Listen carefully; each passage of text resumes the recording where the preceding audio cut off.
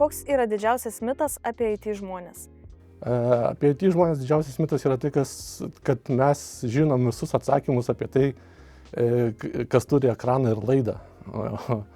O iš tikrųjų mūsų stiprybė yra tame, kad mes nežinom visų atsakymų atmintinai, bet mokam rasti sprendimus ten, kurių dar nėra.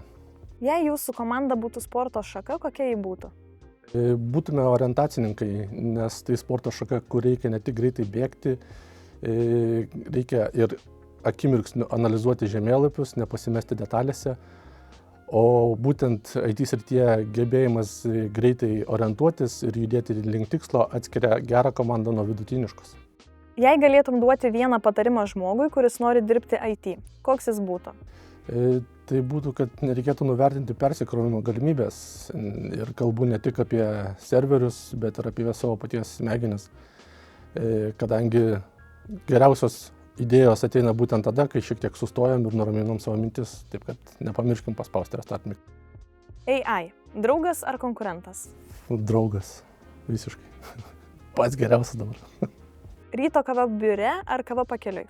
Biure su kolegomis. Kaziuko mugė ar knygų mugė?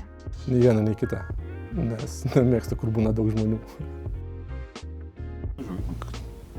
Kodėl jisai čia pakviestas?